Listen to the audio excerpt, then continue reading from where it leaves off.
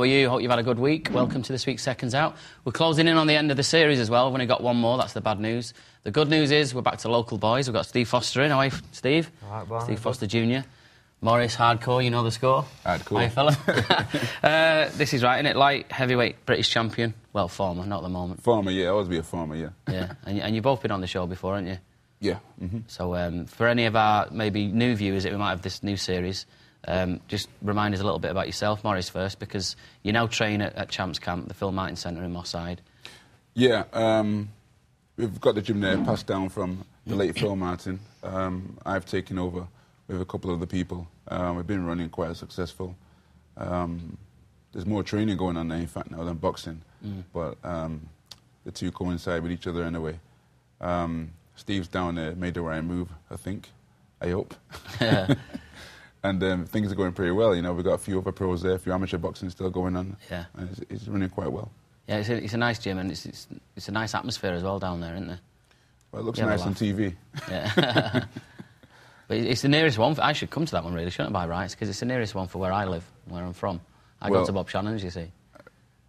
Nothing against Bob Shannon, but, you know, we love the custom, you know. If you want to come down there, come down, Barney, you know. It'd be good for us, you know what I mean?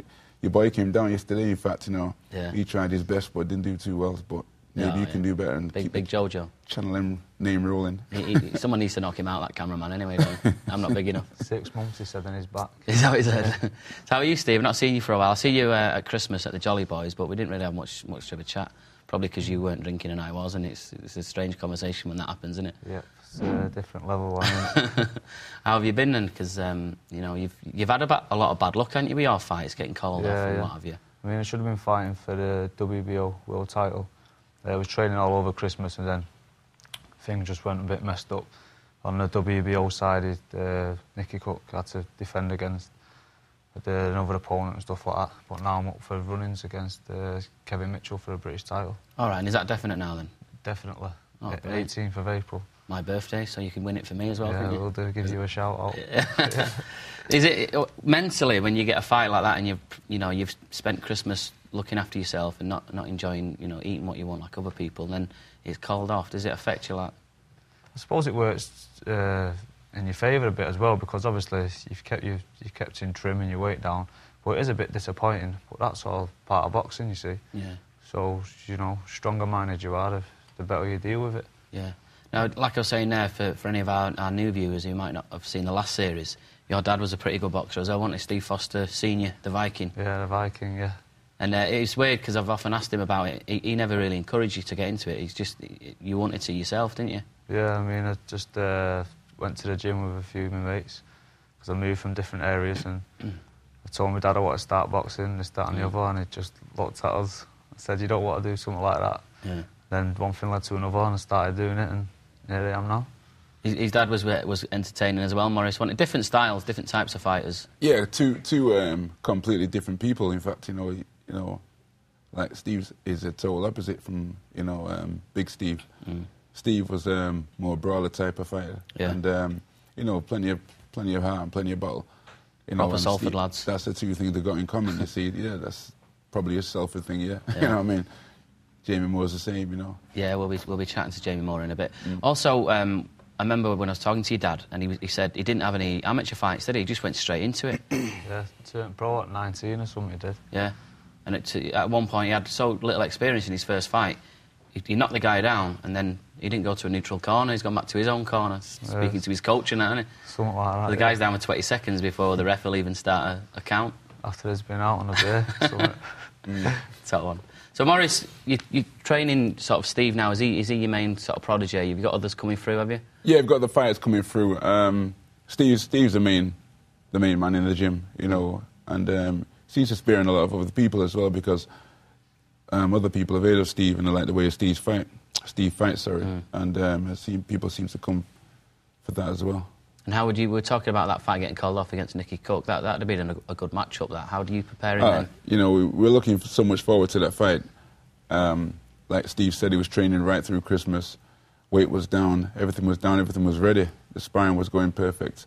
And then the fight gets called off. So, like Steve said, these things you have to deal with in boxing. In boxing, you know, it doesn't always come as you think. There's a saying in boxing that says, you only know you're fighting until you're in the ring. And it's so true that because a million things can go wrong, and more than likely will go wrong as well, but you got the strength up there, the right mind, the right attitude to carry on. And this is what boxing's about. You got to be in the gym all the time. You can't just come and train, you know, when there's a fight, and you got to be in there all the time because things happen.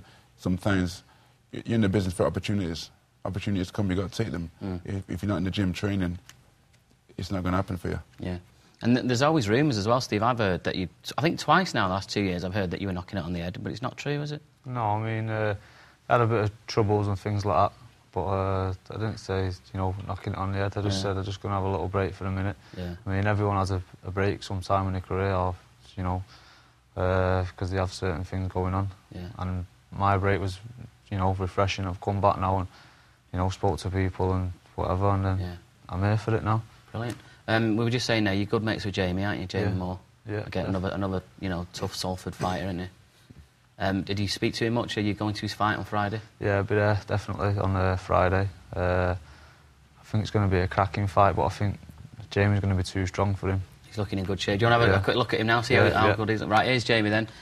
Caught up with him last week, just before his big fight coming up this Friday.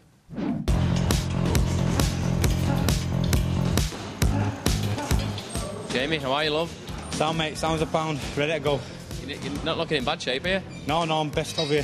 Obviously, biggest fight in my career, best shape in my life, you know. I always promised myself that once this opportunity come, that I'd make sure that, you know, I grabbed it with both hands. I won't leave nothing a chance, get myself in the best shape possible. And I'm there now, you know. I'm just ready to go. No problems with the shoulder? No, none at all, you know. Both of them, I've had problems with both of them over the last 2-3 years. But, you know, they're behind me now. And Picarillo's in trouble, man. You do look in really, really good shape. I feel the best I've ever felt. You know, the last 12 months, I've been working with Kerry Kayes. You know, I have been using his products for sort of 4 or 5 years, but, you know, 100%, you know, Kerry's done my whole diet and nutrition, and I've strength trained with him now for about 10 months, and, you know, I could feel it after 6 weeks. I boxed in Ireland after 6 weeks of the training with Kerry, and, you know, another sort of 9 months on top of that. Feel fantastic and strong as a bull. Like I say, I'm ready to go. No, you're talking like it's your last chance. It's not your last chance. You've still got plenty, no matter what happens, haven't you? Of course I have, but you know, I've got to look at it like that. You know, I mean, this. To be honest, man, this has been coming for a long time, at least 2 years, and for somebody who's been expecting it for 2 years and been sat there waiting, frustrated. A lot of it's been politics. A lot of it's been my fault through injury. So all that frustration, you know, I've got to make sure I contain it and keep it. You know, keep it under wraps and focus it on the night, but believe me, there's no doubt I'll win the fight. It's just a matter of the next couple of days now, just ticking over. You've done all your sparring and everything. Yeah, finished the sparring, just a case of sharpening up and resting up and getting ready for the fight now. Mate, we're all going to be behind you, we're all going to be there as well, hoping you'll do it for us. Yeah, that's it, mate. Do it for Manchester, do it for Salford, do it for Ireland as well, because don't forget the family are Irish, don't forget that. So am I. Oh yeah, well that's it. See, I think half Salford are, aren't they? Yeah. But yeah, ready to go, mate, and we're going to do us proud. Nah, man, good luck, mate. Cheers, pal.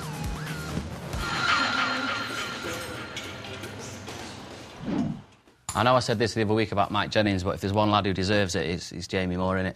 100%, yeah. He's been building up to this fight now for so long. I think he's going to get his chance as well. Yeah. Yeah, because I think, like I said, Jamie's going to be too strong, powerful. Yeah. If I'm looking at a stoppage, I think Jamie's going to end up stopping him. And a home crowd as well. Yeah. Noisy home crowd. Maurice, you know the lad he's fighting, one of your boys. Was it Michael? Yeah, Mike Jones. Yeah. You fought him a couple of years ago for the European title in Milan, and you know the kid's smaller than you think. You know, he's come up from welterweight, and he's been campaigning at light middle, been successful, but he's not the strongest. Jamie, from what I've seen, because he's fought Michael Jones as well. They've got the two things coming. Yeah. He's a good fighter, Jones, though, isn't he? Yeah, Jones, he boxed him well. He boxed him really well. It's unfortunate what happened in the last round. He got caught, but that's boxing, you know. You know, if your guy's down, you know, you're going to get caught with something. But, you know, Jamie, I think he'll have a good time with this one, because I think he's more...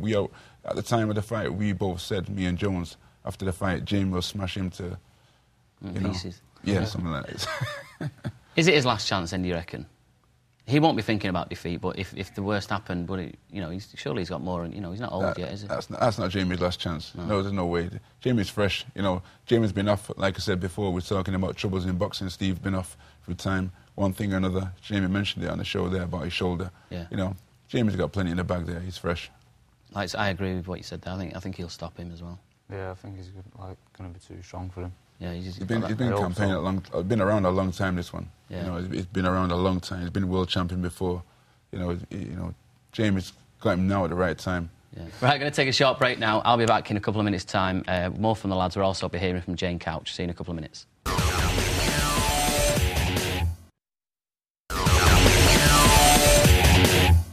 Welcome back to part 2 of Seconds Out. I'm with Moss Side fighter Maurice Coe and Salford fighter Steve Foster Jr. Are you from Moss Side originally, Maurice? Originally, no. No? No. From a place called Longside. Yeah, I knew it was a bit posher. Hardwick. Yeah. And you've always been Salford? Yeah. Never lived anywhere else? No, we live up Warden, Worsley way now. Well, because you're loaded now, aren't you? That's right. You were on the first series, not as a guest, but I come up and we did something with your hawk. Oh, yeah, remember? that's right, yeah. Have you got any more of them at the moment? No, I've not got none. You're going to get one? I had one, didn't I? Well, a few. Went to Mike Jones, he's fighting Milan. Come back. Oh, I know. Sad. I was gutted, Yeah, I got attached. It's my mum's fault. Yeah. Oh. Didn't feed it. You feed the hawk, just left it to die. We'll have the RSPC on now. That's right, I said report him. That was a quality item, that, though. Just throwing, well, dead rats and stuff to him. Like the animal rights people coming on now. Maurice, tell us a little bit about your career, because you only had, 18? Yeah. 18 fights, you won 15 of them. Yeah, my career got cut short, really, because very, very close with my trainer, Phil Martin. And, we went right from the amateurs right through to pro. And we had a plan set out. And everything went well in the amateurs. 65, 160, turned pro, won everything. And then Phil died on, I think, my 15th fight when I was fighting for the European title. And excuse time. I had 3 weeks to train for the European title in France. And it's the first time I felt where I wasn't really bothered about it. It wasn't really... It was something that was secondary to me, And when you start thinking about money instead of the fight, you're not a loser, really. And that's what I was doing, thinking about the money. Yeah. So I employed Jimmy Tibbs. I went to live in London, and I went over there. Didn't really know Jimmy. Jimmy didn't really know me, I should say. And I went out there and I got beat. And I knew then that the boxing side of me, the hunger has gone out of me, because it was very emotional, Phil dying, because Phil was... Everyone in the gym, his dad, everybody, everyone knew that Phil was everything. He took over everything. He had diet. You didn't have to worry about... There's a saying in the gym that all you had to do is turn up to train. Yeah. And you're winning. And that's what happened, proof's in the pudding. Yeah. I won every fight with him pro. And until when he died. Yeah, a lot of people talk about Phil as well. A lot of people, they've started their careers with him, or he helped branch certain things out, like... Billy Graham worked with him, didn't he? And then that's where the bar bag came from. Is that right? Yeah, Billy came to the gym because Phil was just retired from boxing himself, and I don't think Billy was doing too much. Phil, I remember the day when Phil told me that there's a guy there used to train with Billy Graham. He's good, he's okay, and he was good, Billy. And he came over to the gym, and he fit in with he just fit in with everybody. Everyone, he held the pads. Everyone enjoyed doing what they're doing with him. And there was a good rapport in the gym. We had Enzo Bingham, Tony Cubia. We had plenty of great fighters in there, Paul Burke, Frank Grant. And everyone's really enjoying what Billy was doing. Then obviously when Phil died, I think he went to pot and everyone went their own way. But it's good that his legacy lives on in certain things like that, in training. Yeah, we turned the name down. The gymnasium now is named after him. Yeah. We called it the Phil Martin Centre. It used to be called Champs Camp. Yeah. People still know it as that, but we call it the Phil Martin Centre now. Yeah. His legacy still lives on because, like you just mentioned there about the bar bag, the bar bag started in our gym, and the original bar bag is there, and it is a bar bag. It literally, it's a bar, iron bar, and a wooden beam. Yeah. And that wooden beam's been there for 20-odd years. Yeah. And that's where it started. Nobody was doing bar bag until, obviously they've come to our gym and rubbed all our ideas. I should be selling them with Phil Martin product and making some money on it. But, you know, but that's how it goes. People come and they enjoy doing it, obviously. Proof's in the pudding, everyone's got that in the gym now. It's tough with stamina, that, isn't it, the bar bag? Good stamina, though. Yeah. You get people who come in the gym thinking they're fit and everything. Yeah. Put them on the bar bag, falling over it and everything. Different ball game. Yeah. What, do you do a minute of each, or do you do full 3 minutes of the bag? And Just minutes of each. Just 1 minute of each, Yeah, just keep swapping? Keep swapping, building up.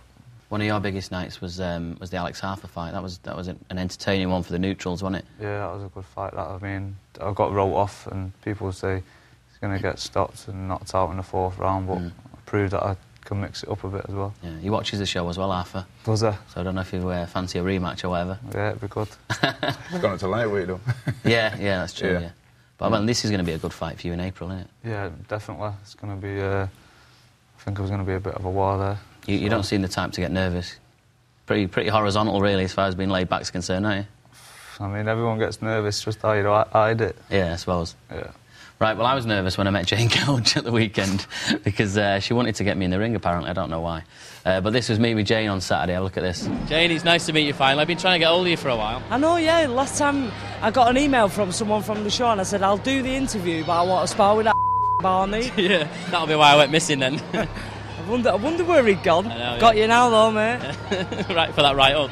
You were 5 times world champion, weren't you? Yeah, I was. I've recently retired now, working for Heart and Promotion, boxing coordinator for Ricky. So, yeah, all good, but still involved heavily in the boxing. Personally, I don't think women should get involved in boxing. I think it's a mistake. Bad news, isn't it? Should be at home ironing. Should be, and washing open. Yeah, washing your underpants. Yeah, my skids. Oh, my heart went then. He jumped a bit there, didn't Only he? because there's a camera. I'll sue her. Well, no, we'll do that sparring then before the series ends. Yeah, that'd be mint. We can do it now. Thank God the series is over. I've got some gloves in the car park. Have you? Yeah. Bareback Barney, me. Come on.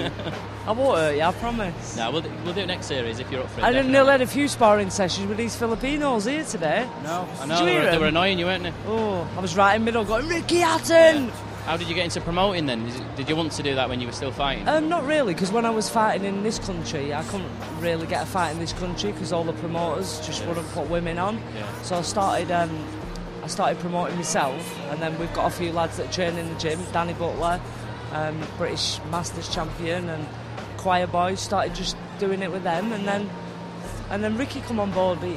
He's got into the promoting now, so if I can help Hatton Promotions out. Have you sparred him yet? Who, Ricky? Yeah. I don't want to hurt him before the Pacquiao fight. It's a bit tight, really, isn't it? Yeah. No, I haven't. And I'll see you down at Altrincham, yeah. Pammy, yeah. Yeah, some good local talent on there, isn't there? Yeah, it is. Can't wait for that. It's going to be good. Yeah. And I'll bring my gloves and we'll get it on. Well, we'll do it now. We've got them in the we'll car. do it then. There's no rush, is there? You sure? Yeah. We'll do it in the ring before all the boxers come out. Yeah. We could have an exhibition. We could do if you want, yeah. Do you know what? Like you chasing me like round the ring and outside it. Yeah, that'll be mint, that. So, nice to meet you, Jane. Give me some love. I can see a romance blossoming there, lads, can't you? I was saying how well she looks. She's top. She's one of them that you meet, you feel like you've known her forever. Yeah. Yeah, down to earth, isn't she? I was only joking as well, if any women boxers are watching, obviously. Otherwise, she probably would have knocked me out. But your advice there, as we were watching that, is not to spar with her, because she's not going to take it easy on me, is she? She's going to go all out for saying that now. Don't know, yeah. Like that. I might bring an ironing board with me. Just wind her up. Yeah. See, when you get in with Gomez, and I got in with Ricky once and that, they're only playing with me, aren't they? Even though they still hurt. I'm sure you wouldn't go and leather me if I got in with you. You just sort of keep me at bay, wouldn't you? Yeah, but she's going to be different with her, isn't it? You spoke out of line too. We're going to next week on the show. We're going to hear from Ricky Hatton as well, and which camera we're looking at, and Pacquiao. So you'll have to watch out for that, lads. The last episode next week. We're also going to be showing the football that we played last week, which was Emmerdale against boxers. I don't know why I played for Emmerdale, but it was more of an Emmerdale actor than I am a boxer. But I won't give it away. But it was a good game, wasn't it, Maurice? Yeah, it was bribed anyway, you know. But listen, lads, we're running out of time now, so we just a little recap. Steve's got what would you say the biggest fight of his career so far, Maurice? Yeah, because this fight will either make him or break him. So he's had plenty of opportunities. And Hold on a minute, we were just saying Jamie Moore's not on his last chance. He's younger than Jamie, isn't he? No, we're talking about fights. Right. Okay, where to go after this? Right. All right. So, Rattle you know, him, everyone isn't it? knows this. It's not no big surprise, not no big secret. Everyone can see this. He's got to beat this guy. This guy's undefeated. He's 27-0. Yeah. Steve's up for the fight. Yeah. It's Steve's big chance. I think Steve has matured a lot since Alex Arthur fight, which put him in good stead for this fight, really. Yeah. And the right times came because he's been in this position before. Like you said, at Christmas, he was training right through. Before that, we didn't know the date, so he was training from before that. And now his time's right. You know, I think things happen for a reason. Yeah. And I believe that this fight is here for the taking. You prove that you can do different types of fights as well. Like we said, you prove you've got a chin against Alex Arthur, and other fights where you get into like a, you know, a big brawl. Yeah, I can mix it up with him. I mean, he's like, you know, rated highly and what have you, and I'm there to, you know, try to take his crown. I want him. You never run away from these big fights either, do you? You don't, you know, go for the easy option, do you? No, I prefer to take the big fights though. Yeah. It gives me more passion and desire when I'm training and stuff. And your other only defeat was against Derry Matthews. Again, another good fighter. There's no shame in getting beat by Alex Arthur and Derry Matthews, is there?